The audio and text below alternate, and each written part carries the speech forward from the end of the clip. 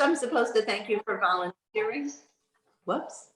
I'm supposed to thank you all for volunteering on Tom's behalf. And you know that this competition couldn't happen without your support and your help.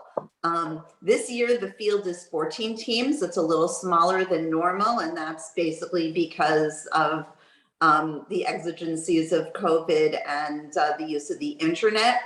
So IBEC consists of 3 competitions. You're going to see the long competition this morning. If for those of you who are judging tomorrow as well, there is also a 10-minute presentation and then the famous 90-second presentation. And they're each separate competitions with separate awards. This is the full presentation, which covers the legal, ethical, and financial dimensions of the problem. Today we're going to be judging the John Molson School of Business, which is from Concordia University in Montreal. I hope all of you have gotten your judging forms. Has everybody gotten a judging form from Tom? Anyone who hasn't received the judging form? Do we get that through a web page?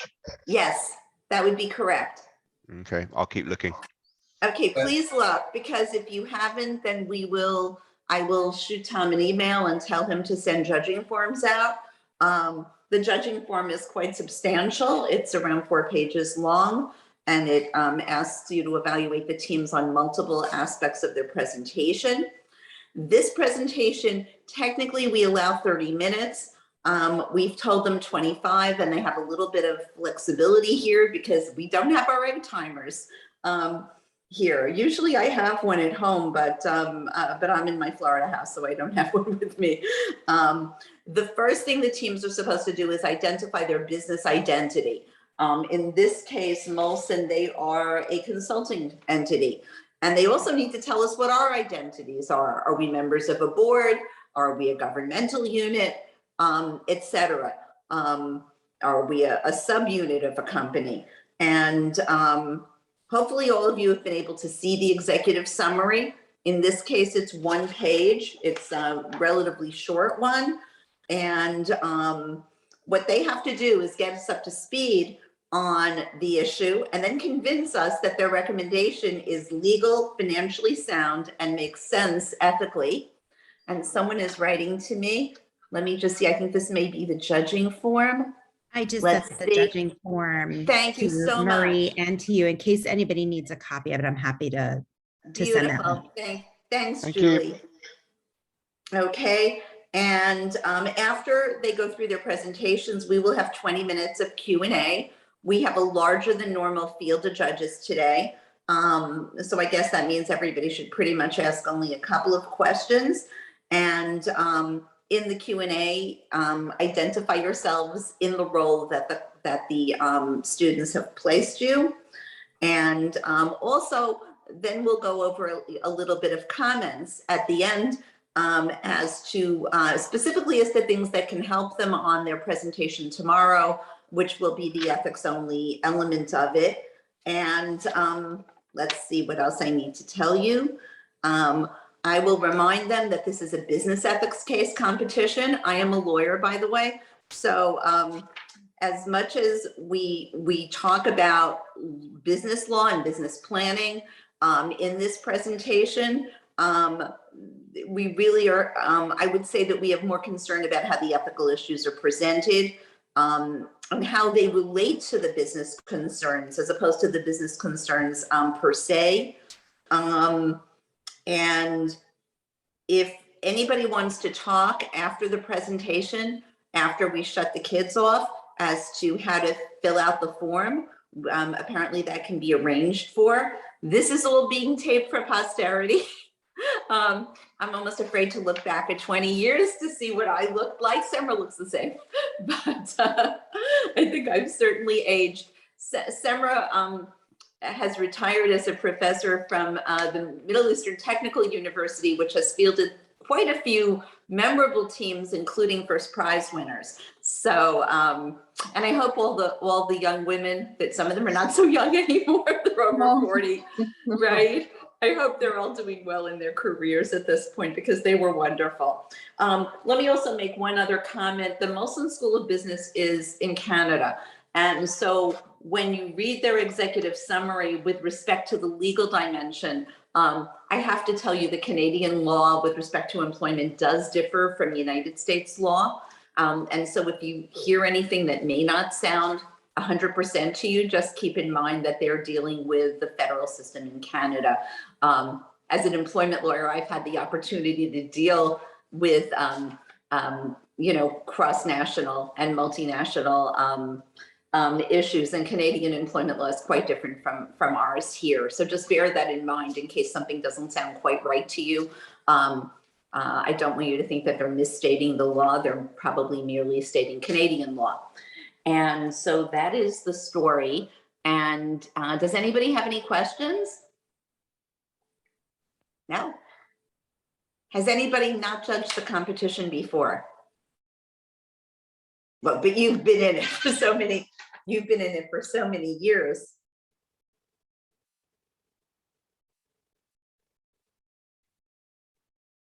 Oh my goodness.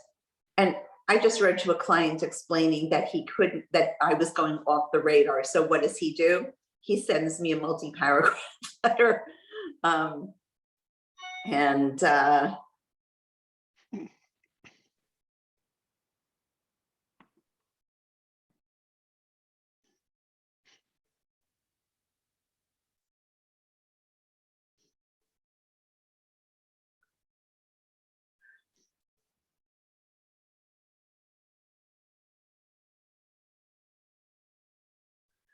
I'm sorry, I just have to look at this for 1 second or I will be in big trouble.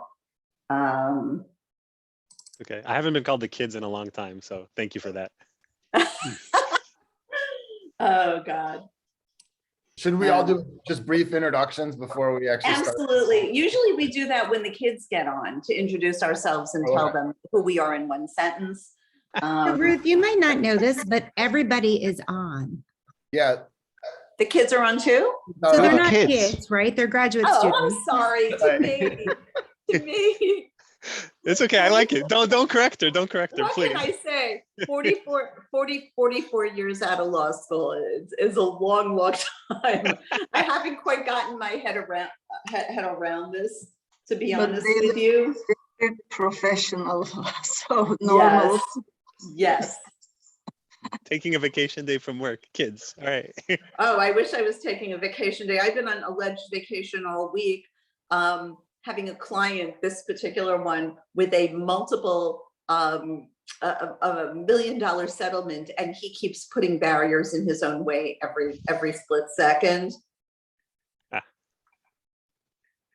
Ms. Kraft, I do want to let you know, Mr. White said he wanted to stop by real quick, probably around 10:25, and just say a couple words.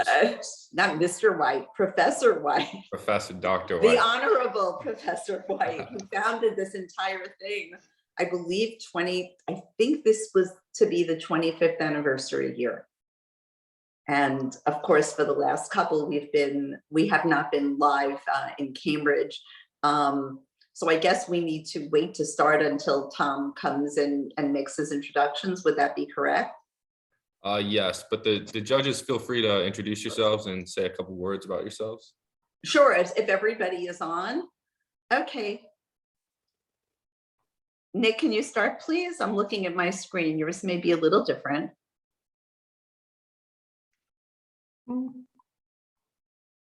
No? Okay, let me start. Okay, you start, Samra. Okay. As you learned, this is my first time as a judge, but in the past how many years I was bringing my students, teams to participate, and it was a great experience for everyone. Now this is a different, this would be a different experience for me. So very happy to meet you all. And as Ruth said, I just retired from my position at Middle East Technical University, looking for different adventures.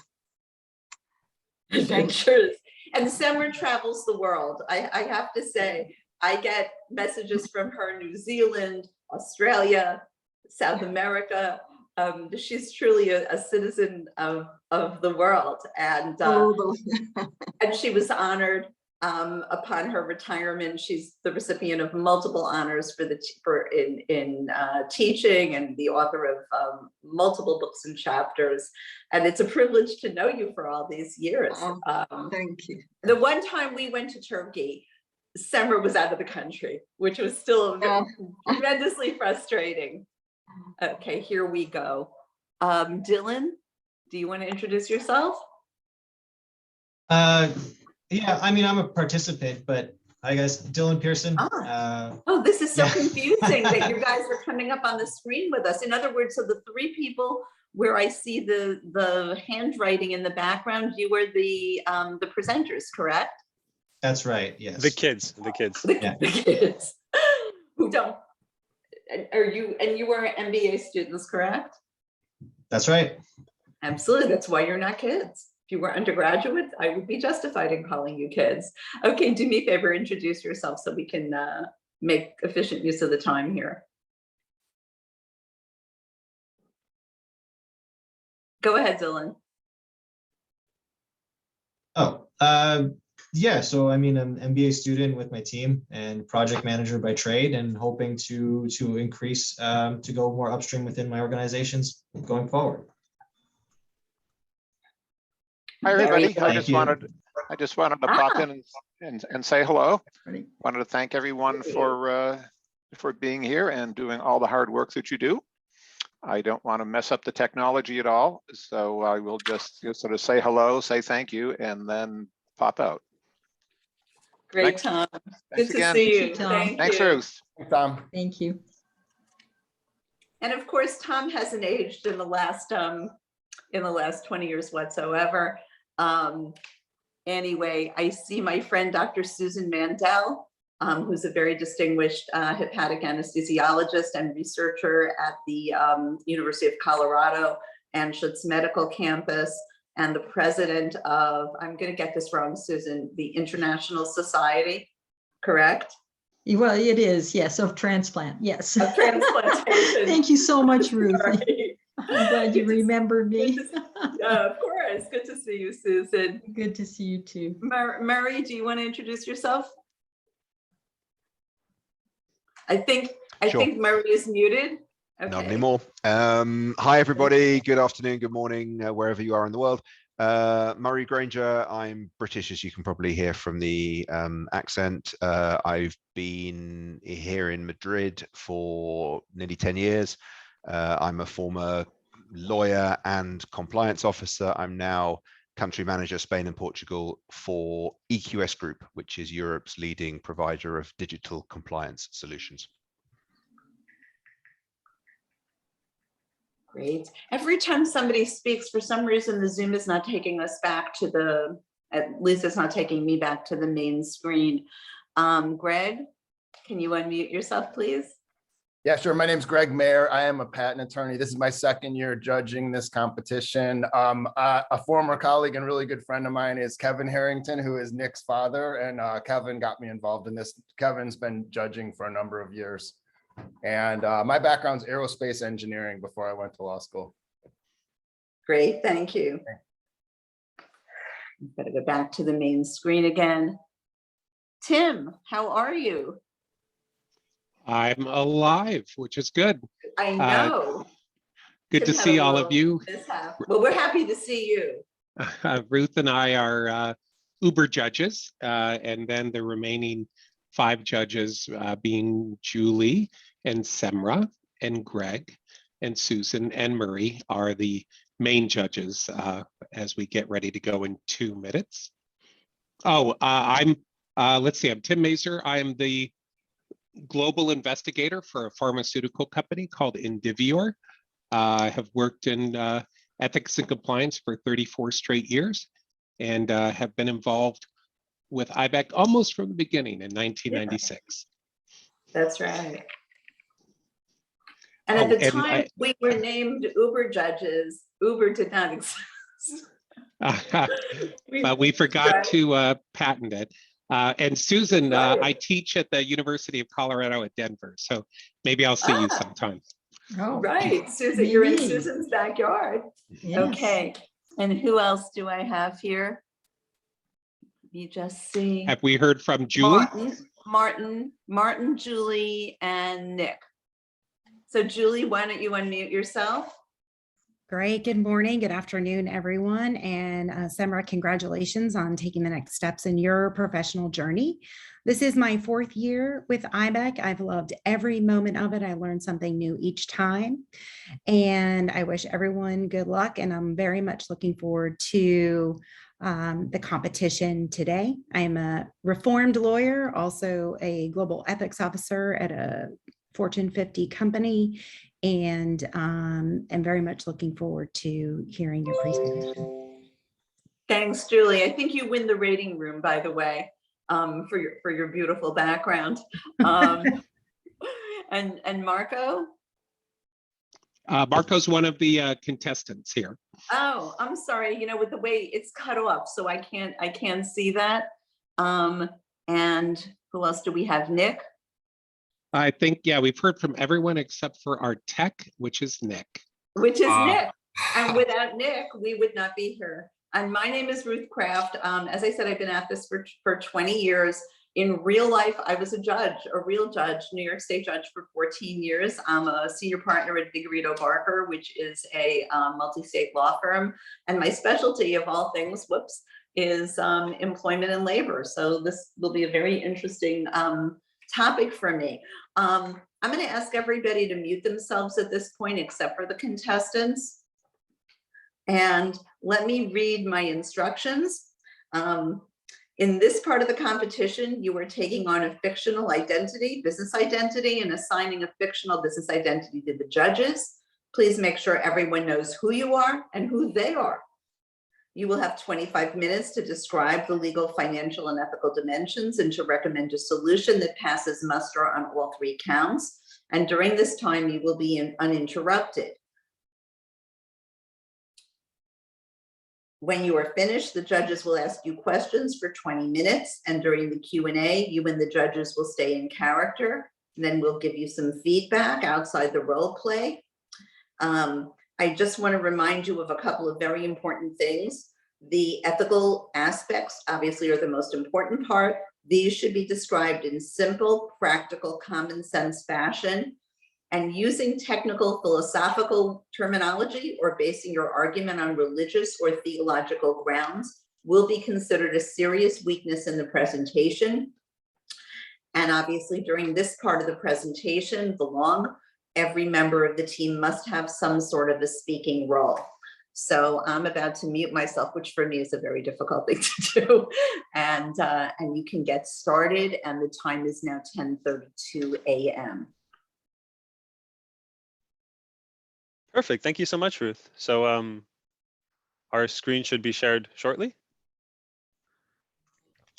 And welcome. So we're here, we're Finish Line Consulting, and we'll be presenting to you executives of the 3 largest employers in the United States about the cost of perfection, about the ethical boundaries surrounding employee monitoring. So let me briefly present my team today. Beth will be talking you through the legal aspects of this case. Alex will talk you through the ethical aspects. Dylan will go through financials, and I'll wrap everything up. And I want to put in context what's going on. What's going on is that 1 in 30 Americans will work for one of your companies in the next 8 years. And that's huge. And when you start comparing with the fact that we're using more and more monitoring tools like video, like biometrics, like conversation recordings, and so on, you'll be in a situation where you'll be collecting more data on Americans than the NSA, than a whole lot of other companies, in a climate where laws are changing, where society is changing, where a whole lot of things are different. So I want to put in context where we are now, what brought us to this point, what this new paradigm is like. And it's easy to blame COVID. We've all been blaming COVID for everything. But in the last 2 years, we've seen digital monitoring jump from around 20% of employees to over 80%.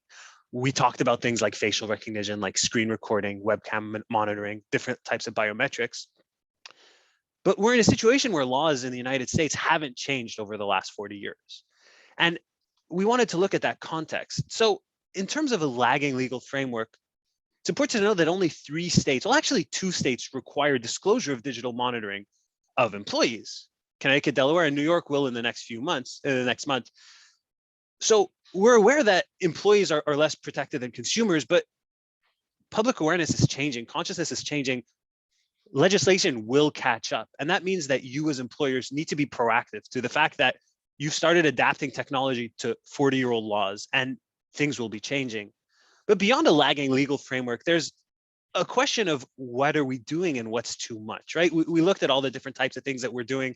I mean, stuff that seems straight out of 1984, recording conversations between employees and interactions. And they all have good reasons, but as technology is enabling more and more, and we're looking at the opportunities to more and more, start asking the question of what's too much and where are we crossing the line of human dignity? Where do our employees have certain inalienable rights? And we're doing this for a clear reason. I mean, we're looking to drive efficiency, and it's easy to say, well, we have driven efficiency. When we look at your 3 companies combined, we've seen your cost of sales has been falling over the last decade. Except when we dig under the surface, it looks like there are other things that are starting to change, especially as society is starting to change. We've seen some more specific operational indicators start to rise. Fulfillment center costs have been going up. Honestly, that 5% is mostly in the last few years. But more importantly, in this era of people leaving their jobs, we've started to see employees leaving or organizing, unionizing. We're seeing a turnover for your companies of about $3 billion over what an average turnover would be. And maybe more importantly, moving forward, there's a clear impact to brand loyalty. I mean, it's easy to put a number on it today, but brand loyalty is really one of those important leading indicators in a shifting cultural landscape. So something that really needs to be kept in mind. And with that in context, we wanted to look at your value chain, why you're monitoring and what the goal is. So there are different types of employees throughout your value chain, different personas, if we call them so much, that let you go from having customers to delivering value. And monitoring is done for a specific reason. There's a clear target performance objective, right? Whether that be to reduce non-productive behaviors, whether it be to reduce downtime or increase efficiency on the shop floor, whether it be to increase productivity for your drivers, maintaining safety. But as we've seen more and more monitoring tools be implemented, we're starting to see employees react a little differently. So people at home are maybe using more and more shadow IT to avoid having their webcam on a work laptop. We're starting to see unhealthier behaviors on our shop floors, more injuries, more issues. We're starting to see people prioritizing metrics and sacrificing other things like safety and like customer service. And that gives us a really clear problem statement for today that we want to explore. That problem statement is, what is the impact to you to use all these new technology, all these new digital monitoring tools to drive this productivity while sacrificing your employee privacy, particularly in a situation where there's no guiding legal framework? So as we discussed, there's a lot of different lenses we can look through this. On the legal side, well, what happens when legislation catches up? There's a whole lot of sunk costs that are going in, but there's still a whole lot of liability that will be there when legislation catches up and says all this data that you have, you're no longer allowed to have it anymore. On the ethics side, we talked about dignity. Where are you violating your employees' dignity, and what impact does it have on them moving forward? And financially, we looked at there's a clear productivity benefit. I mean, we're monitoring for a reason, but there are direct and also hidden costs, and we want to look at what are those hidden costs. So our recommendation will sort of take these 3 into account. I just want to give you a little preview, both in terms of a corporate structure to ensure employee privacy, and also specific tools for each of our different personas that we looked at, all the different employees throughout your value chain. But before we get there, let's take a look at those 3 lenses. So starting at Beth, can you walk us through the legal aspects of this case? Thank you, Marco. The reality is that US federal law does not protect private sector employees from monitoring. There have been efforts over the years to do so, starting with the 4th Amendment, but the most recent law to be passed was actually in 1986, which was the Electronics Communication Privacy Act. It goes without saying that technology has changed immeasurably since 1986, and therefore the protections within the act, which were meant to protect employees from being monitored, by their employers are completely outdated and ineffective. Now, from your perspective as employers, there are many legal reasons for monitoring your employees. You know, it can verify employee computers for illegal software, protect against employees leaking sensitive company data, and many other illegal or quite challenging circumstances. And in fact, in many situations, companies have been able to take action when faced with employers harassing coworkers and checking violent and or pornographic websites during working hours. Companies use these types of examples to justify monitoring. However, it's also important to look at this from the employee perspective as well. Sometimes, quite frankly, monitoring goes too far and employees react differently than you as employers might expect. So in order to consider the employee perspective and make this exercise as productive and relatable as possible, we've identified 3 different types of employees, which are significant parts of each of your workforces. So first, Andrew is a white-collar employee who's been working from home since the onset of the pandemic. Statistically, he's male, in his 30s, Caucasian, and very well paid. Now you monitor his work via keystroke logging, email and software monitoring. Sometimes you secretly activate his webcam to watch him and his surroundings, and sometimes stealthily take screen captures and even video captures while he's working. Now, legal issues here abound. Breach of personal privacy since you watch him in his home, data security breaches, which result in personal data being stolen, and inefficient productivity tracking, which results from you preferring to count his keystrokes instead of evaluating his deliverables. Many lawsuits considering these issues have actually already led to statewide legislation, as I will show in just a few slides. Now, secondly, Mary works in your warehouses. Statistically, she's female, in her mid-40s, BIPOC, and works on the floor. You monitor her via video surveillance, location tracking, bio data, and you track her breaks down to the minute. As with before, there are some serious legal issues here. High pressure may lead to increased workplace accidents and therefore lawsuits, and discrimination lawsuits from employees who have medical reasons for needing extra breaks. Basically, these systems do not allow for any space for the individual. Now, thirdly, James is a delivery truck driver. Statistically, he's most likely to be male, in his mid-40s, Caucasian, and he's on the road most of the time. Now, as employers, you monitor his work via a GPS tracker in the truck, you use dash cams and biometric monitoring. Now, you've often loudly and professed, why you use these techniques, but what you don't often speak to are the legal issues with these practices. Identity theft, data breaches from unsecured data, and breach of privacy lawsuits are all real possibilities. Now, as Marco mentioned, the US does not have federal level employee monitoring legislation, but our allies do. It's really only a matter of time before we catch up to them, and it will be better for you to be seen as being ahead of the curve instead of scrambling to catch up. Furthermore, you have locations and employees all over the world in countries where regulations are quite different. Employees move around much more nowadays, and it's a serious risk to your reputations to being seen as backward. Now, it should also be noted that consumer privacy is a very hot topic right now, and over half the US states are already discussing consumer privacy bills. We've accepted the need for this in our society, and we're starting to see this trend influencing the desire for employee privacy and protection as well. So let's look into that a little bit. Comparing state-level employee monitoring legislation, although it is slightly behind consumer privacy laws, we definitely see an increase in interest at the state level legislation. So digging into that a little bit deeper, we see in specific instances such as these ones in these 3 states that powerful employee lawsuits, sometimes class action lawsuits, have led to statewide legislation. This affects all of you and creates a complicated legal precedent for companies which operate nationwide. It's really only a matter of time before this momentum reaches a federal level. And in fact, in February of this year, the US Congress held a hearing on the following topic: big data, privacy risks, and needed reforms in the public and private sectors. The reality is federal legislation is coming and your legal teams need to be prepared. So I'll pass it on to Alex now, who is going to walk you through some of the ethical analysis. Alex, you're on mute. Thank you, Beth. Now, I want to talk about an uncomfortable reality. Big Brother is watching you. It seemed like science fiction when 1984 was released, but today it's not only a very real possibility, but a daily reality for many. More than ever, employers are watching their employees, which brings up questions around privacy.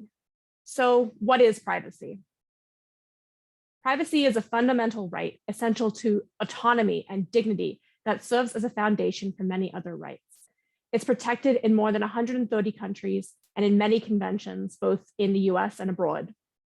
We're all entitled to a degree of privacy. As a society, we all believe in a fundamental right to privacy and autonomy and dignity. There's a reason that it's illegal for someone to look in your window at night. So shouldn't we be concerned about people's right to privacy when it comes to their employment? People at every stage of the value chain are being monitored. Of course, when we accept a job, you also accept there's going to be a degree of monitoring. If an employer is paying for your time, it seems reasonable that they should be able to check that you're actually working. But the question is, when is it too much? Andrew, our white collar worker, is tracked as he works at home. His company tracks keystrokes, reads his emails and messages, and records him through the webcam. He is unaware of this tracking and has no idea that someone might be watching him at any moment. Because he's at home, his personal life is basically a backdrop to his work. So if he has kids or a spouse or roommates that might make appearances in the background, he might take a break and do something in front of the camera, having no idea he's being watched, like making a call to his doctor or changing his clothes or anything really, because he has no idea that someone is looking at them through the webcam. Now, Mary works in the warehouse. From the second she arrives, she's tracked and she knows it. Because every single second of her time is accounted for, it means that her bodily functions are also being tracked, like how often she goes to the bathroom or how long she spends in there. If she takes too long, she's going to get a warning. 6 warnings for time off task leads to automatic dismissal. So she needs to hurry. She needs to rush all day, every day. Amazon warehouse workers are 80% more likely to be injured than the industry average, and that's partially because of this rushing. Finally, James is a driver. A 4-camera AI-powered system tracks everything he does, from his speed, which is reasonable, to whether he glances away from the road or how often he yawns. So he'll start getting warnings the moment he starts to fall behind, because it's all about speed. And this focus on efficiency and speed can and has led to accidents. Drivers for UPS and FedEx are involved in hundreds of crashes a year. Most Amazon crashes aren't even reported. Accidents on the road have paralyzed and even killed innocent bystanders. So it's easy to see that increased monitoring leads to increased efficiency, and that's a good thing. But if we look closer, we can see other effects of this intensive tracking. So increased turnover is the most obvious effect, kind of just lying there on the surface. But what's causing the increased turnover lies deeper than that. The level of monitoring we're seeing today isn't like a manager walking around and managing, while getting a coffee. It's the manager standing right behind you, looking over your shoulder all day, every day, so close that you can feel the hot breath on the back of your neck. And clearly this is going to lead to increased stress. So that stress I talked about, that Mary, Andrew, James all face every day. And that increased stress leads to increased health impacts, from cognitive to mood and behavioral issues to increased illness or chronic disease. We all know that chronic stress leads to heart disease, or it has some impact. So you as business leaders are going to see some of those bottom line impacts, excuse me, from this decreased health, because absenteeism is going to go up. But more important than that is the impact on human beings' lives. So we've removed privacy, and with it, we've taken some of people's dignity. Now, dignity is the right of a person to be valued and respected for their own sake, and to be treated ethically. So the question here is, how do you violate a person's dignity? Well, there are 4 ways. You can humiliate or degrade them. You can dehumanize them, or you can objectify or instrumentalize them. Instrumentalization, by the way, is referring to treating a person as an instrument or as a means to achieve some other goal. So basically as a tool. When you look at some of the practices that have come about through the automation of workforces and the constant tracking to make sure people are in touch like 100% of the time, and the lack of flexibility and understanding that someone's a human being, you know, those automatic dismissals, doesn't that seem dehumanizing? And doesn't that seem like instrumentalization? So I guess basically the question is, if responsible monitoring is reasonable and it can help productivity and limit illegal or inappropriate behavior, and over monitoring and lack of privacy leads to stress, sick, burned out employees, then the issue is when the monitoring becomes too invasive. So where do we draw the line? If we want to treat people with respect, we shouldn't do anything that fits in these categories. As we've seen, each member of the value chain is tracked in ways that could be invasions of privacy. So where do these fit in the violation of dignity? So tracking bodily functions like bathroom breaks and storing and sharing that information is humiliating and degrading. Constantly watching people because you don't trust them and implementing policies which lead to increased levels of injury is dehumanizing them. And all activities that use people up and punish them for not being able to work at 100% capacity 100% of the time is objectifying and instrumentalizing them. So ultimately, it's a question of balance between that very real and reasonable desire for corporate growth and our duty as people to treat other humans with respect and dignity. So between the 3 of you, you have more than 4.5 million employees. That's more than some countries. So you need to balance your need for efficiency with taking care of them. And those people are the ones that helped you build your companies to where they are today.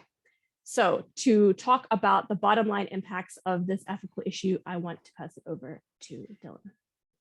Thanks, Alex. So I'm going to be taking you through an analysis of the financial impact of these practices. And ultimately, the goal is to find out what the cost of perfection is. And what it really is an amalgamation of all the hidden costs in your organizations that monitoring incurs. Going back to that iceberg analogy, we see that, you know, it's very obvious that you're achieving higher profits, greater efficiencies, and are experiencing decreased costs of goods. All of these are very visible and readily shown on any income statement. But what isn't shown is more important than you think. And we've researched this topic tirelessly and came up with 4 all-encapsulating pillars that we felt combined give us the answer we need. You know, these are excessive turnover injury, the reputation costs, retention and acquisition, and legislative risks. So what is the cost of perfection? And for you 3, that's $3.2 billion a year, $2.7 billion a year, and $900 million per year. These might seem large, and I'm going to do my best to detail how we got to that point. But what you need to take away from this is that ultimately the risks and burdens of your pursuit of efficiency are not being considered. So let's look at the first pillar. We've shown that stress, invasion of privacy, and increased monitoring have severely impacted employee health and willingness to stay in their position. Turnover rate and injury rate are pretty self-explanatory and shown on this slide. They show that your organizations are trending well above average, and why you need to consider this is that when you employ millions of people like each of you do, every incremental employee cost has a massive long-term impact to your overall bottom line. For instance, The turnover rates for each of you range from in the hundreds of millions of dollars to the billions of dollars, depending on the size of your workforce. Moreover, the injury rate being exceedingly high with an average amount of time off of 47 days means that this ranges from the tens of millions of dollars to the hundreds of millions of dollars. These costs cannot be ignored. So let's look at what it means for retention and acquisition. Looking at the turnover rate, we wanted to sort of understand what the implications of this are moving forward. So we considered a nominal growth rate and took into account the actual conservative turnover rates that are existing and found that by 2032, 1 in 30 Americans will have been hired by one of you three. If you think that having to hire 1 in 30 Americans in an environment that is increasingly damaging and toxic is sustainable, it isn't. And the continuation of this practice is forcing you to increase your starting salary and your base salary every year to retain and acquire new employees to backfill that turnover rate. What do these numbers look like? Like I said, with high employee counts, these have high values. And ultimately, your RNA costs are in the hundreds of millions of dollars to billions of dollars, depending on your workforce size. My last message here is that these numbers are also extremely conservative and are likely to grow year over year if this situation is not fixed. So following up, the employee effects of monitoring, stress leave, lawsuits, bad press, have an astounding effect on your overall reputation. And the situation is only getting worse. Enter Gen Z, who will shortly be the largest employable workforce, with hiring challenges unique to them in that they have better access to information, i.e. reviews, have more employment options given the new hybrid and telework options available, and they desire greater flexibility and a stronger reputation for their employers. People are realizing that they don't have to work in an environment that is toxic and stressful to them every day. And the younger workforce is taking notice. Not acknowledging this shift is going to put you at a severe employee disadvantage if proper steps aren't taken. To calculate this, Rutgers provided a very good, easy to understand metric that is easy to understand and shows that your reputation costs can be within the tens of millions of dollars to the hundreds of millions of dollars at the base, and don't take into account any of the revenue implications that poor reputation can have. Let's look at the last pillar. Looking through the legal ones, over-monitoring has created higher risks of problematic management practices, which led to workplace accidents, deaths, unionization, amongst many others. Moreover, as previously mentioned, the threat of legislative change needs to be assessed, or else you're putting yourself at serious legal risk. So to take into this to account for all of this, we do the following assumptions.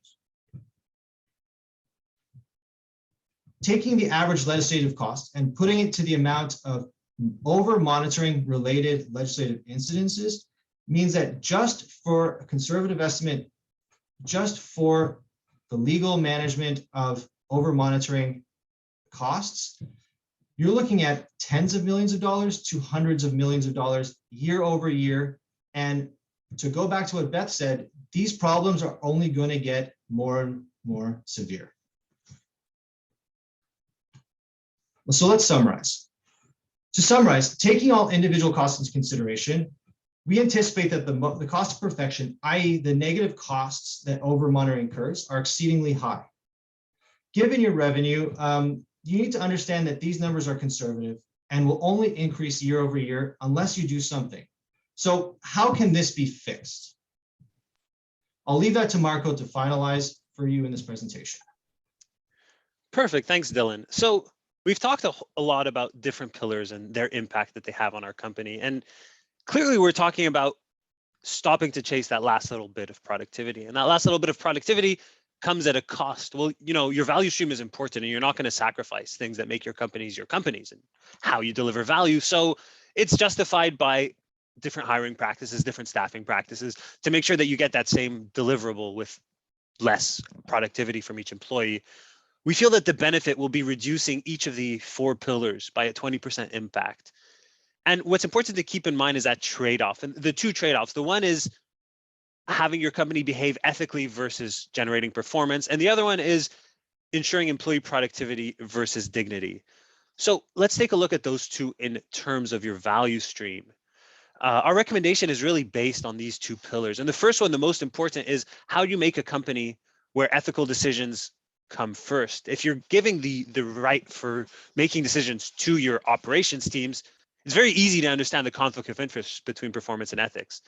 And then in terms of productivity versus dignity, we wanted to make sure that we had recommendations for each of your different types of employees throughout the floor. So that first one is probably the most important, is how do we structure our company to make sure we're making the right ethical decisions? And we feel that you need to start implementing employee privacy teams at a high level. So these are groups that are responsible for what is able to be monitored, what tools can we use, and also what do we do with the data and metadata, right? If we're leaving this decision up to operations, it's easy to push for that little % of productivity. There's a clear conflict of interest. And so this first change is really more structural. It's how you make sure you're making the right decisions moving forward. And next, we'll go briefly over our 3 different personas and look at how we can change the paradigms that we have. So with our first persona, we're looking at how do we reduce non-productive behaviors. And the shift that needs to happen is, well, non-productive behaviors are changing in a digital world, but deliverable performance is something that doesn't. So what can we do to increase deliverable performance? We can look to leverage all this new technology in terms of better projectized management, in terms of adapting our structures to this nomadic culture shift that we're starting to see. So talking about adapting to these new generational and societal behaviors. And again, I'm going to go over these quickly. As we move forward, there's a whole lot more that needs to be dug in and it needs to be structured in terms of your companies. But moving on to our next persona, we're looking at our shop floor, and we're looking at we're monitoring more and more to reduce downtime, to do permanent kaizens, basically monitor our processes. And what we feel is that a better way of increasing productivity and getting back some of what we're losing by reducing our monitoring is looking at ways to increase our buy-in and innovation. So that's structuring human reviews around all the data we're able to generate, right? Manager operator rituals for variances, joint problem solving, and also eliminating that computer versus me behavior that's becoming more and more common. So shifting to a more team-based performance. And finally, we're going to look at our drivers. And our drivers, I mean, this is a catch-all for your customer-facing employees, right? As a logistics company, they're the ones in front of your customers. Right now, productivity is the number one. And it's easy to say, well, we're doing more monitoring to ensure safety, right? If someone's tired, we don't want them on the road. But that drive for productivity is leading to accidents, is leading to poor customer service. And that's more and more important nowadays. So we want to make sure that we have the right metrics in place to incentivize customer service and safety. And here it's really defining what's more important, right? Performance has multiple axes. It's not just productivity. And as our society is shifting and as certain things are more important, customer service and safety become more important performance metrics than productivity does. So how do we shift that? Well, we look at redefining the premiums. We look at incentivizing customer service over productivity, right? Giving bonuses for things like satisfied customers instead of hitting all the targets, and adjusting the targets in consequence. And there are other things, of course, we can dig this more in depth, but the point is we want to change that paradigm for each of our employees to say, we're monitoring for a specific reason, we know what's important. So we looked at the cost that we had throughout, and we look at what it's going to cost to accept that hit to our productivity, right? That hit to our productivity doesn't mean we reduce our service. It means we're increasing our headcount somewhere across the line. So there's a clear increase in cost that we have, but the benefits are huge, right? The benefits are across the line, reducing our turnover, having safer working conditions. So we're looking at all those financial impacts. We're looking at reducing our legal risk, but we're also looking at providing a structure where we can treat our employees right. And that's the conclusion, is it pays to treat your employees with dignity. So thank you very much. I invite you to ask any questions to me and my team. Okay. I have a question for you. You set up a dichotomy of ethics versus performance and a second dichotomy of productivity versus dignity. So I'm trying to think about this in the structure of a case that I am actually litigating on behalf of an employer right now in New York, in which a group of employees engaged in a group chat let's assume it was sometimes during working hours, they are all men, and they think that it's perfectly, it does not impact their behavioral freedom at all to share pornography. And I'm not talking about Playboy level, which is probably more socially acceptable, or Penthouse. This is on the level of Hustler and above, shall we say. And they are doing that during working hours. However, they are all managerial employees. So we don't have the question of, is it dangerous? Are they doing this while they're driving the Amazon truck? And so since you mentioned the right of privacy and of dignity, to the extent that employees consider this to be private and they do not believe that they are infringing on one another's dignity because they're all equal participants in this chat, and the employer is monitoring, is there a problem with that? Absolutely, great question. That's something that we actually advocate for reasonable monitoring. As Beth said, there have been great impacts from, making sure that illegal practices aren't happening or inappropriate, like for example, pornography. So to a degree, monitoring is reasonable. We advocate for transparency and letting people know they're being monitored, and monitoring to a degree that isn't directly impacting their dignity. So having a look at their messages to see that they're not sending pornography, as long as they're aware that messages are being monitored, is not unreasonable. And we advocate for employers being able to track things like that. It's simply when it crosses the line into those spaces that are going to violate somebody's dignity, that's where we really feel that it's too much monitoring. So yeah, in short, an employer has the right to try to do some tracking, but not to a degree that really undermines somebody's dignity as a human being. Can I just continue along where Ruth was taking this? So Ruth, you said this happened during employment hours. Yes. Is that correct? Yes. So does the company then, do us as the companies have the right to say that, this is not appropriate, content for or activities for this time? I don't know whether they were on their break and they did this, or whether they were using company time or whatever, but essentially it gets down to, can we have any word about what is activities that we think represent the best interest of our combined companies? Sure. So as Alex was pointing out, and as we discussed, a company has certain rights, right? A company is responsible for what goes in and out of its network. And I think that's something that we're all aware of moving forward. If I'm providing internet, I'm able to control what goes in and out of it. So that's very reasonable monitoring. And then controlling what people do at the office, right? A level of performance is reasonable. The question is, how do you enforce a certain level of reasonable? Is it by having cameras track every employee all the time to understand what they're doing? Having tours, having a manager interact with people? We're talking, these are manager level employees, but there's someone up the food chain, right? The question is, a company has the right to defend certain things, but doesn't have the right to monitor every second of an employee's lives. So somewhere between there's a balance, right? And it's clear that balance needs to be established as technology is enabling more and more.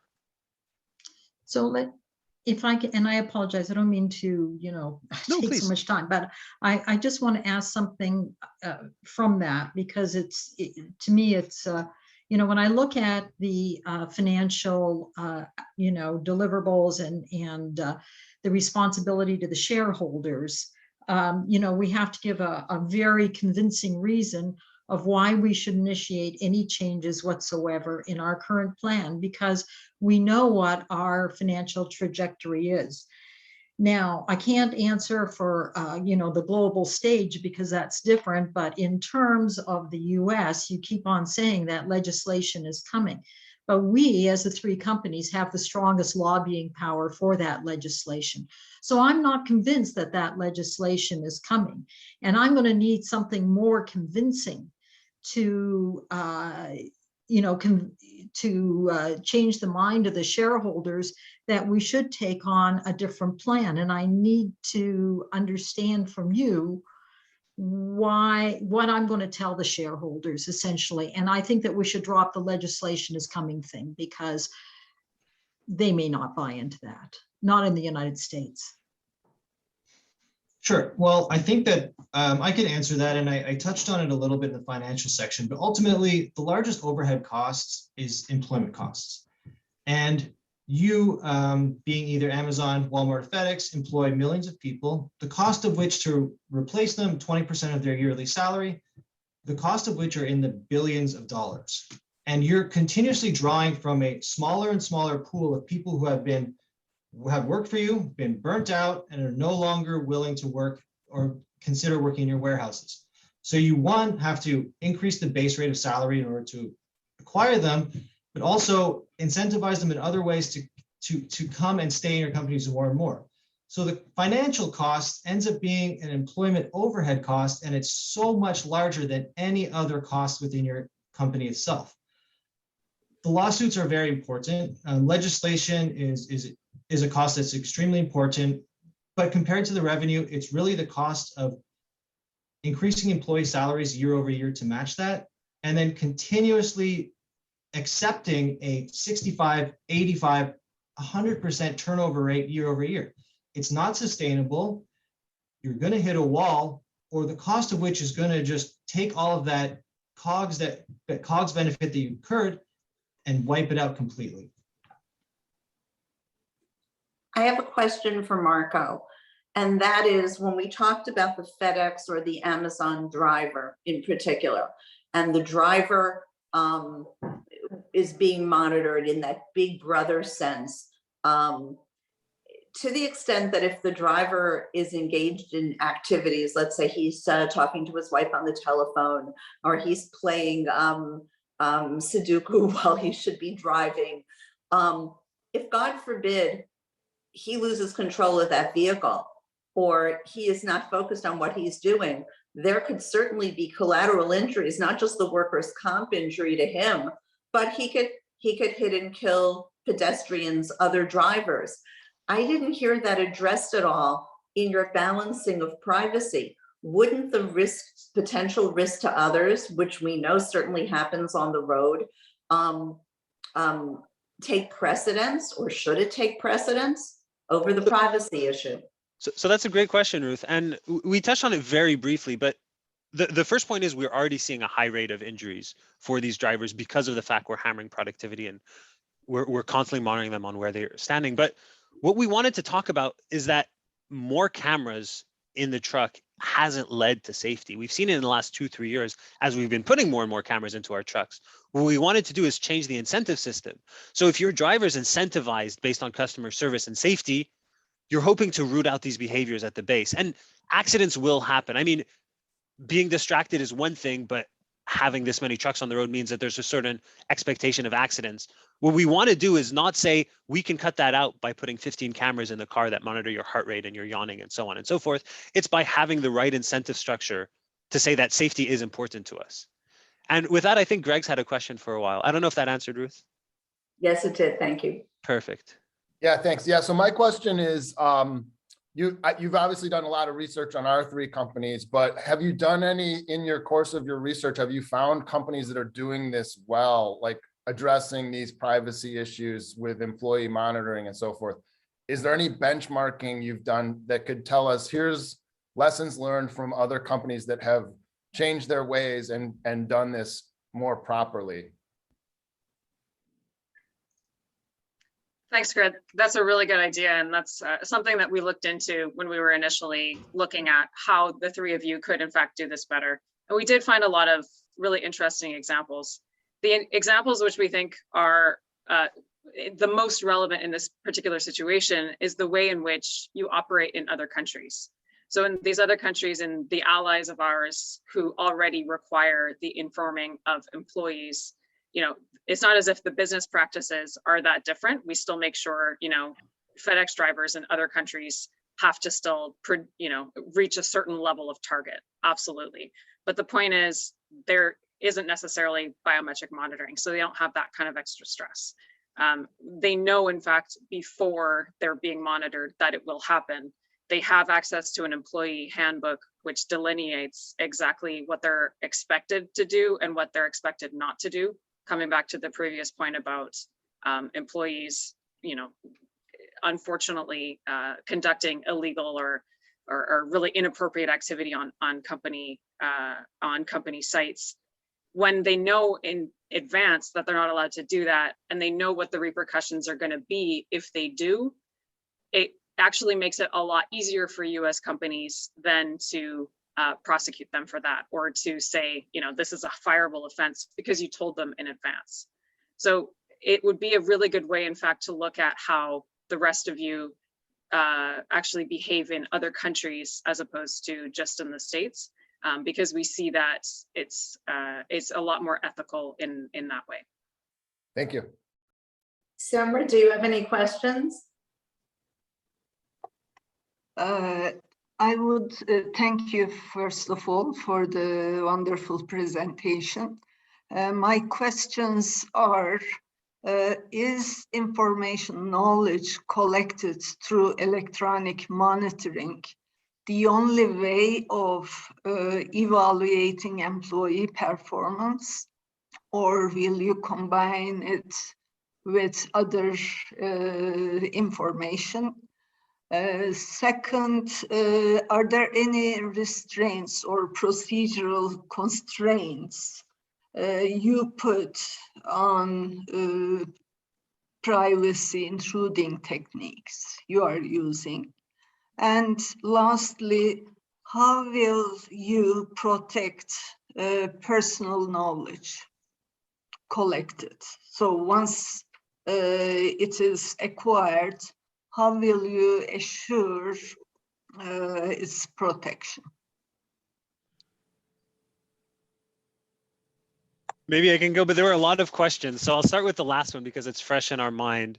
And I think that last one is the most important thing, and that's a structural change needs to happen. So we talked about having a privacy and compliance team in all of your organizational structures. We don't think it's something that should be underneath other operational teams. It should be a standalone. And that's because we pointed out, but if you're letting operations make the decision, having more toys to better monitor versus protecting data compliance and employee rights, you're going to see that shift. So taking that decision out of the hands and saying we enforce a minimum, that's something that we think needs to happen structurally. And you can't just trust that your different departments will behave. Your other questions now, they're a little bit past, so would you mind repeating them? And I can address them one by one. I'm really sorry, Semra. No problem. The other previous one was, do you place any procedural constraints on the privacy intruding techniques you are using? Yeah, actually, so what type of monitoring is able to be done without digital, right? So we've been monitoring employees forever. The point of driving performance, especially along an assembly line, has been performance. So we're talking Ford in the early 1900s, right? And there are tools, and technology is great in that it enables a whole lot of better things. I mean, I've done Kaizens, and having access to more and more data makes your job a lot easier. So that question becomes, what's okay in terms of monitoring? What's okay in terms of technology, and what's not? And I think that's where Alex touched on it. So Alex, I'll let you just cover that line where we cross into human dignity. And yeah. I may add this, sorry. What will you do with incidental information? Yeah, absolutely. So like Marco said, the tough thing is where it crosses that line, because having the boss walk around the office, that was the standard thing. He could kind of see what I'm doing. He could probably see if somebody was sharing pornography. Having that kind of level of monitoring is totally reasonable. And with electronic monitoring, it's become even easier to kind of do that. The problem is when it becomes completely electronic, all the way to the number of seconds that I'm off task is tracked. If I get 6 warnings, I'm fired automatically. There's no human element to this. Say I'm having a bad day. What if I'm pregnant and I need to go to the washroom more often, or I have Crohn's disease, or whatever it is? We're not accounting for people's humanity and their natural fallibleness. So that's something that we really want to put the humanity back into this. And as Marco said, there's a few different steps to that, including, ultimately making it a company-wide initiative. In terms of the actual data, the privacy aspect is super important. So how are you sharing that data? Where are you storing it? If you have more information than the NSA, it's super important that this is stored securely, and who gets to see this information needs to be really carefully monitored. So who gets to see how many bathroom breaks I've taken? Is it just my supervisor? Is it my team? Like who gets to know this? So privacy is a really, like the actual security of the data is a really important element of this as well. I'm not sure if that answered your question. But. Yeah, thank you. And maybe we can add, how long will you store it? That should be specified as well. So that's why we, and situations vary. I mean, you're already very different companies, but we wanted to make sure that we had it, like we wanted a structural way to have someone making that decision of what we're able to store for how long. And we talked about storing data, storing metadata, and who's responsible, right? So shelf life is important, and it's important to have someone outside of operations make that decision, because in operations, it's really easy to see, I want to know my performance forever. And I do, right? It's clear. I want to be able to compare. I want to be able to see what I'm doing and what impact it had.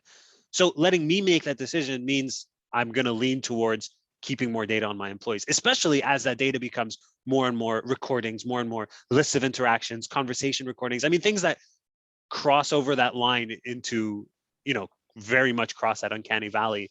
And that's why we wanted a structural team that's responsible to say, this type of data is able to last 6 months or 3 weeks or what have you.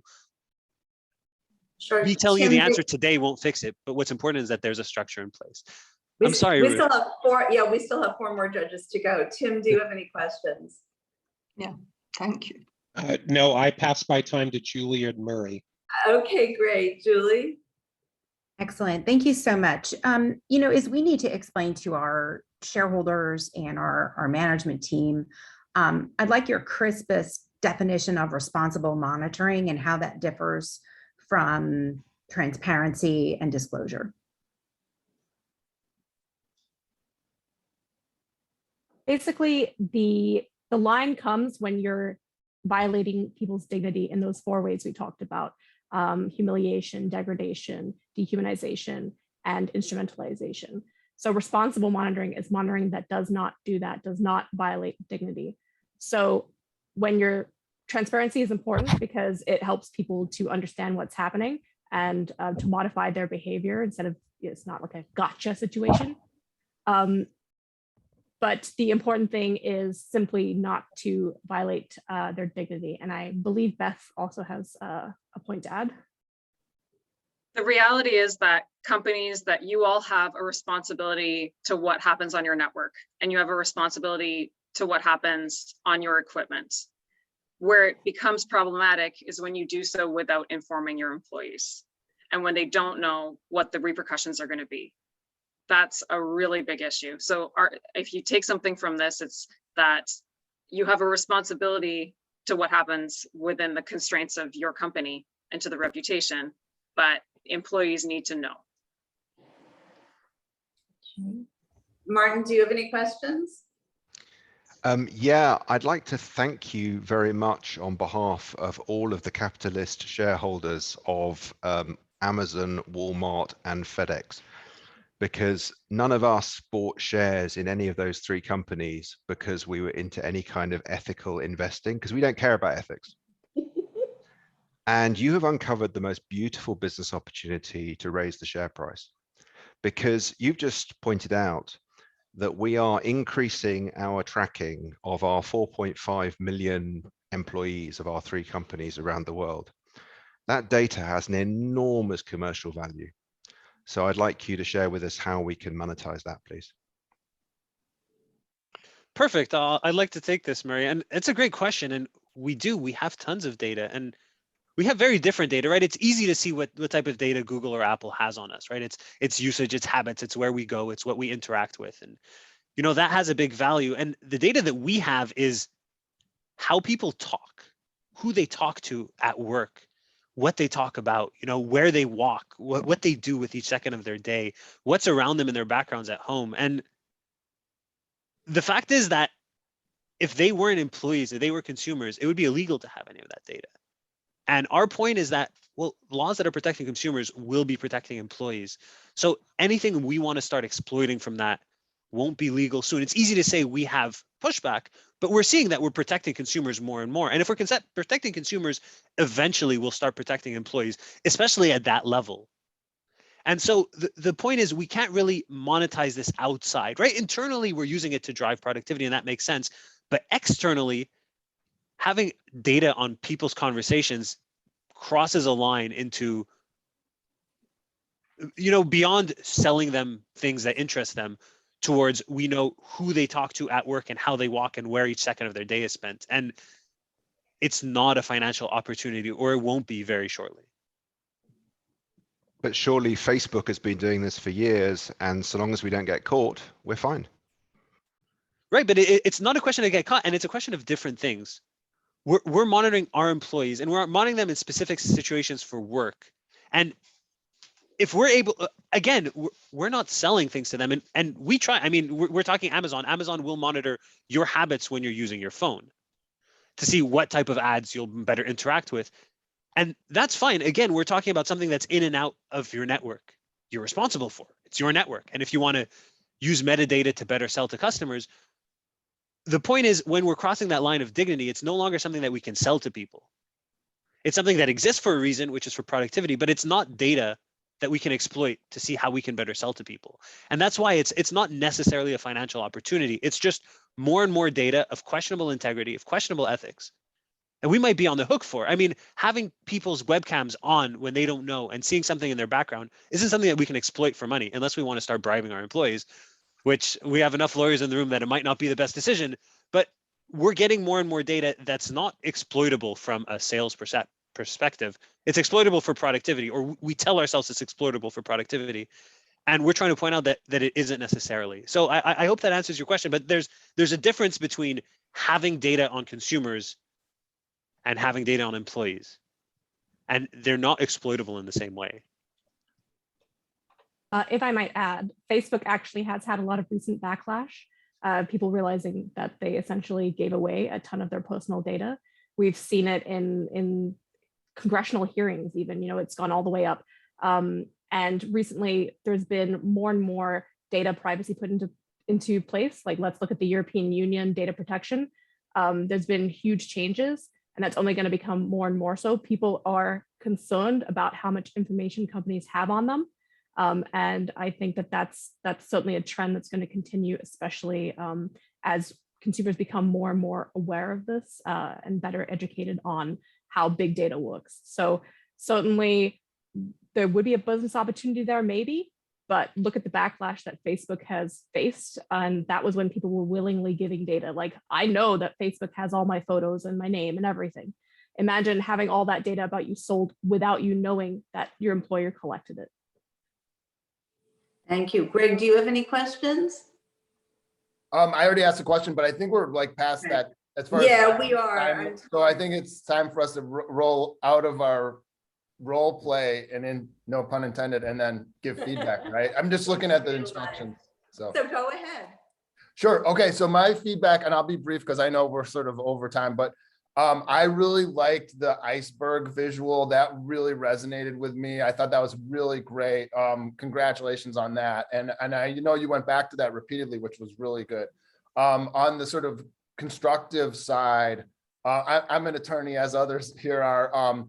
At the introduction, there was a statement made of the laws in the US haven't changed for something like 40 years. But then when you got deeper in your presentation, like at slide 23, it's clear that they have changed. I mean, I'm in Illinois, and Illinois does have a very strong biometric law that has been enforced in court. And so it was kind of an extreme statement. And I think also saying that these companies have more data than the NSA, I don't know how much data the NSA has. I don't think anybody knows. So I think, you know, you could say like on the same order of magnitude or something, but I mean, nobody knows what the NSA has except the NSA, unless there's been a big data breach that I'm not aware of. So I think when you make extreme statements like that, it takes away from your persuasiveness. And then the other thing I thought would be good is if you had financials per employee, because I'm guessing that Walmart has way more employees than FedEx, and I haven't researched that, but I think it would be nice to have the metric of per employee. Here's what your turnover costs are, you know, other things, other financials per employee, because that would be more of sort of a apples to apples metric. But overall, great job, I thought. So thanks. Yeah, Tim.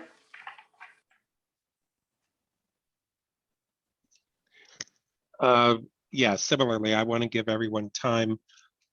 Really, overall, very good, very impressive, and congratulations. Great slides. And as Greg just said, it's great when you take an earlier valuable slide and use it again. It really makes a difference. Yeah, I was ready to jump all over Beth because she was only focusing on federal laws, and then she brought up GDPR and state laws, and so that was a great development. So I feel I can't yell at her for anything. I want to, but I guess, you know, one of the things that I think about in the role is, you know, if my competitors are monitoring something that I don't, will it drive the bad people to my company who don't want to be monitored for that topic? So, you know, I've seen this before where, you know, some people who don't want to be monitored on something will go find the employer that doesn't monitor for that. And it leads to them having a lower quality workforce. I also wrote notes about what Greg said. Your presentation was so thoughtful and well done, but be careful about making factual claims, you know, like the NSA thing or whatever. You have to be prepared to back them up with data. So, you know, it was just a little statement, you know, 4.5 million employees among you, that's more than some countries. Not a helpful statement. So, and then it, you know, the whole issue of correlation and causation, and just making sure you have data to support that. If you're making factual claims about, you know, this about turnover and injury, that I couldn't respond and say, well, how do you know there aren't other reasons for the turnover and injury that have nothing to do with the topic that we're talking about here? So otherwise, loved how you remained in character, loved how all four of you actively involved in answering the questions and being so knowledgeable and having practiced so well that you were able to perfectly respond to the questions. And Marco didn't freak out with Murray's question. It was awesome. Thank you. Murray, on that note. Yeah, thank you very much. So first of all, apologies for the curveball question, but I guess the point I was trying to make there is that this wonderful field of business ethics that we're all passionate about is a very gray area, and there are lots of different perspectives. So I would never encourage people to be too dogmatic that there is one party line, one answer, because the answer you'll get on these issues in China, I promise you, is different from what you'll get in France, from what you'll get in the US. Okay. I think your presentation was incredibly slick. It was really impressive. And I think, you know, the teams that we've seen in IBEC over the years from North America are really good at this. Okay, it's your native language, makes it easy, but you seem to have a lot of experience in doing this. It comes across extremely professional. You've all got your backdrops with your logo, your consulting firm name. I mean, it's really, really professional and really impressive. The flip side of that maybe is that there was a lot of information there, and I would always say less can be more. Okay, so maybe dumb it down a little bit, because this is the first time we're hearing it. We're trying to keep up with you. You're talking very quickly. You're covering a lot of ground.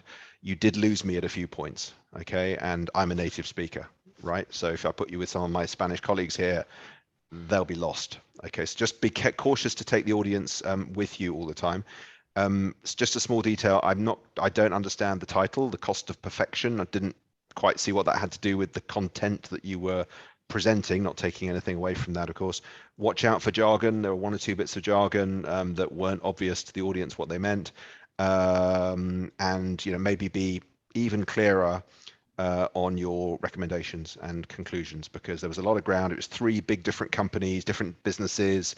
What exactly was your specific recommendation and takeaway? There was a lot there. I need to look back through the slides to be particularly clear on that, and maybe sort of finish with a sort of nice message, sort of that it all boils down to trust or something, or sorry, it all boils down to trust at the end. You know, our employees trust in us, our trust in our employees, our customers trust in our brand. But very well done. Thank you. Susan? So it's difficult because a lot of the points that I noticed were already covered, but I just want to start by saying I was very impressed by your presentation. You know, it was very organized, and it was you know, well cut up into, you know, acceptable chunks of information. Each one of you were incredibly well spoken. I liked your language very much. I didn't find, yes, there was the few times that you used maybe acronyms that we weren't familiar with, but otherwise your language was simple but to the point, and at times eloquent. You gave good lines of reasoning for everything you were doing. We didn't necessarily always agree with that, but they were strong lines of reasoning. The only real suggestion that I have listening to the presentation is that if you're going to suggest a major change in something that is already well established, has a powerful underlying you know, corporate structure that drives financial input to the shareholders and is not yet challenged significantly by the law, is that you have to, I think, provide more than one path. You can't just go out and say, we got to stop doing this. You have to say, okay, if we're not going to, you know, monitor people for, you know, their performance, and their performance, you know, being equivalent essentially to the bottom line, what do we then, you know, make equal to the bottom line? Do we create an incentive system? And or do we do something else? You know, I think it would be helpful if you're approaching big companies that you give them at least several options for thinking how they're going to fill in the blank as they take a system that they have well established, that they have no legislative reason to change, that makes the bottom line, and then you know, provide them with something that they think that they can slide into easily. Thank you. Semra? Again, I was impressed by the way you communicated information, passing from one to the next without any interruption, loss of time. So time management was good. On the other side, I share some concerns shared before, such as Tim's concern about using only turnover rate and injury. I really have a hard time to understand the relationship between monitoring and injuries.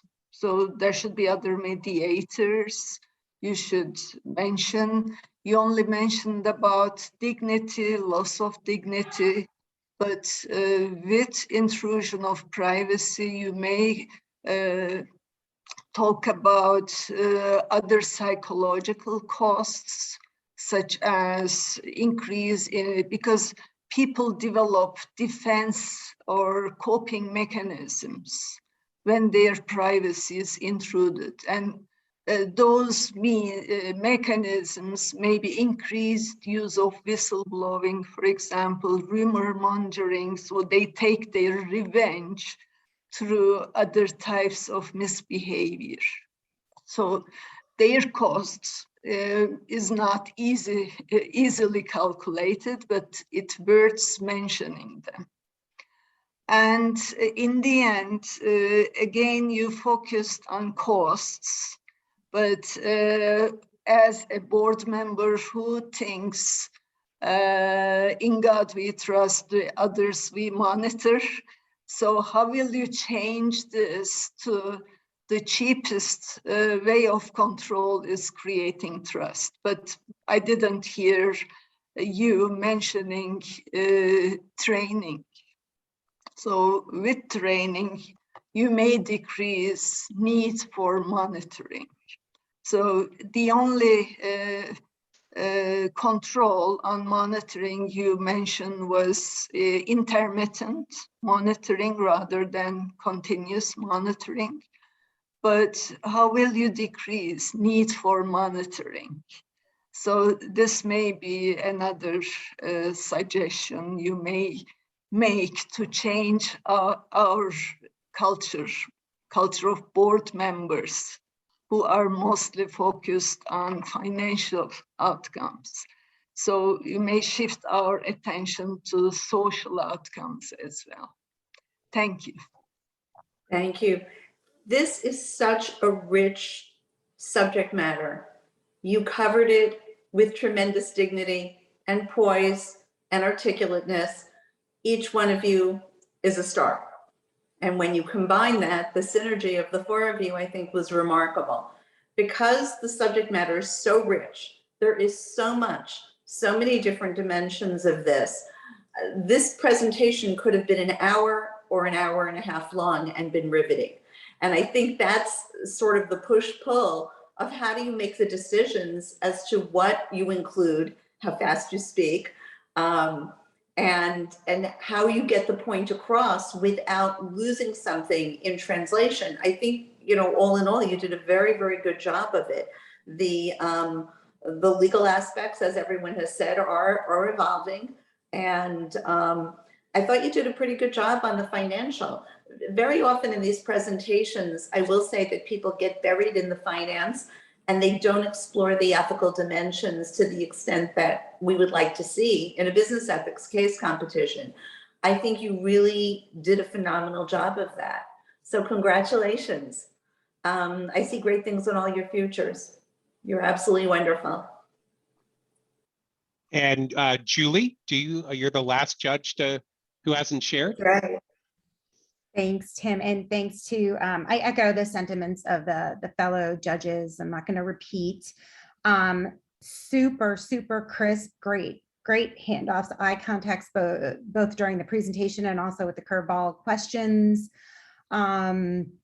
In terms of the recommendation, I would recommend that you put it up front and say, we're going to talk to you about how we backed into this, right? How did we come up with the recommendation? So that during the course of the presentation, it's another roadmap, which you did incredibly well with the icebergs, which you did incredibly well with the value chain. But it's another marker for the listener to understand how are you building the case for your recommendation. And in terms of why now, the burning platform 1 in 30, the burning platform on the cost, the burning platform on potential legislation in the US, but this constant US-centric view is outdated at this point. These are global companies. Where are your revenues coming from over the next 10 years? And why do the laws of those other countries, especially those that are out in the forefront on this topic, impact your ability to recruit and retain people now? So to say, instead of you haven't thought about this, right? It's a meaningful time to look at how we go about doing this, right, with the changing landscape. And again, kudos to the team, kudos to your coaches and your professors back home, and great fruit years for all of you. It's a pleasure this morning to hear your presentation. Thank you. Thank you all so much. Good luck tomorrow. Thanks a lot. Thank you, everyone. Nice Really to see appreciate it. everybody. Thanks for the comments. Really nice. Real quick before the presentators leave, Tom wanted me to ask you guys to email the participants for tomorrow's morning session and afternoon session 10, so he would know who to expect. Thank you. I think Thanks, we did so we'll this do morning, that. but we'll double check. Okay, all right, thank you. Very good. Thanks, everybody. Thanks again. Thanks to all the Thanks. Have a great judges. afternoon. Take care. Thank you. Okay, Well done. too. Really Great. appreciate all the feedback. Thank you. bye-bye. Great. Congratulations.